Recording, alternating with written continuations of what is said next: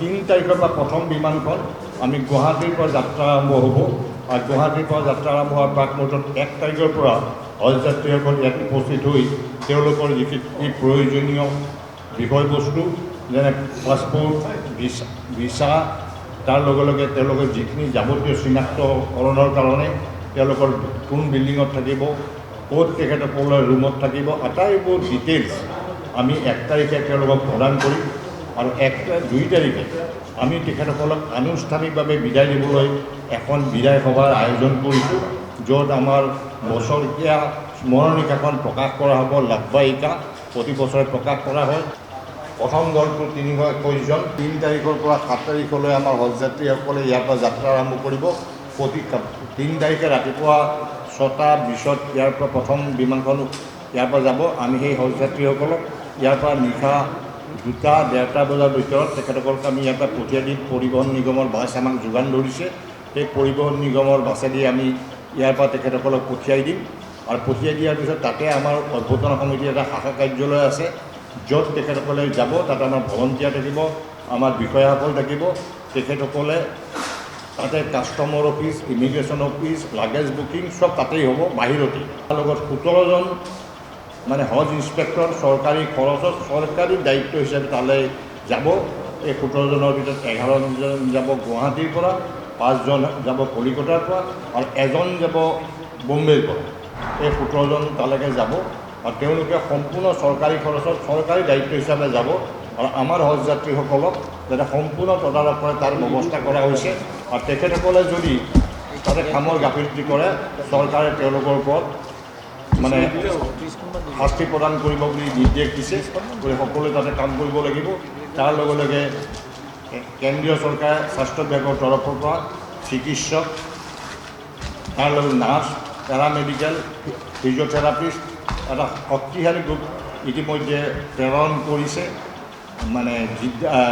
চৌদি আৰবলৈকে তাতে তেওঁলোকে নিজৰ নিজৰ হস্পিটেল বনাব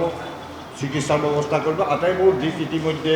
সম্পূৰ্ণ হৈছে তাত আৰু তাৰপিছত আমাৰ হজ যাত্ৰীসকলে কাগজ পত্ৰ পোৱাৰ পিছত ইয়াৰ পৰা পোনে পোনে মদিনালৈ যাত্ৰা কৰিব মদিনা 7 ঘণ্টামান লাগিব পোনে পোনে চাৰ্টাৰ ফ্লাইট যোগে মদিনাত যাব আৰু মদিনা গৈ পোৱাৰ পিছতে তাতে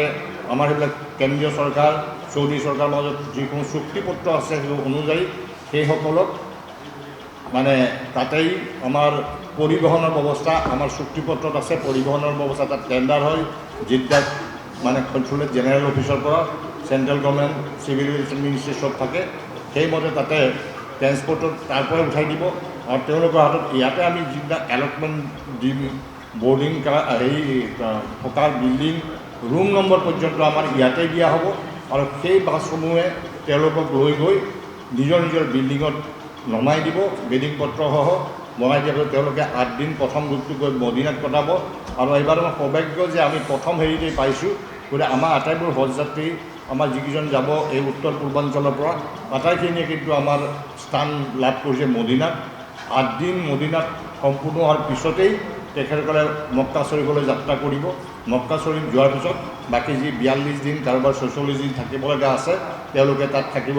ব্যৱস্থা তাত থাকিব আৰু সেইখিনিৰ কাৰণে তদাৰক কৰাৰ কাৰণে তাতে যিবিলাক গোটক দায়িত্ব দিছে চৰকাৰে এগ্ৰিমেণ্ট অনুযায়ী তেওঁলোকক কণ্টেক্ট দিছে সেইসকলে চোৱা চিতা কৰিব মিনাত যি 5 দিন হজ হয় সেই হজৰ 5 দিন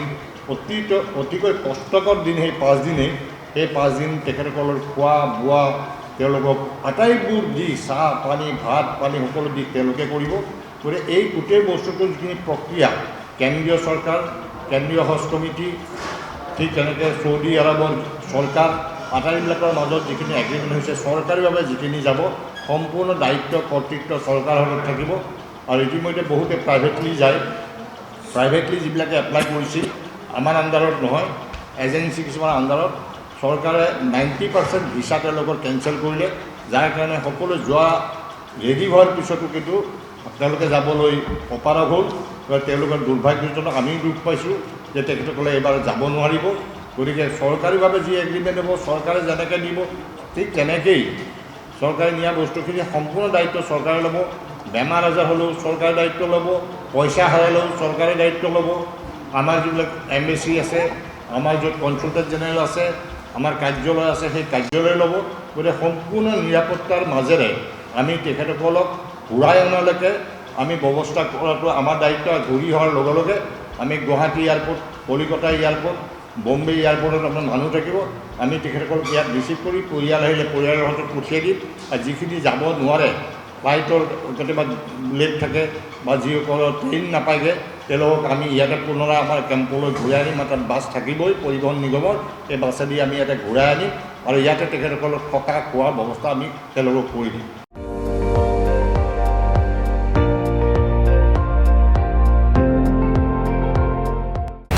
আপুনি চাই আছে ND24, সৰ্বশ্ৰেষ্ঠ নহয় সৰ্বোত্তমৰ দৌৰ।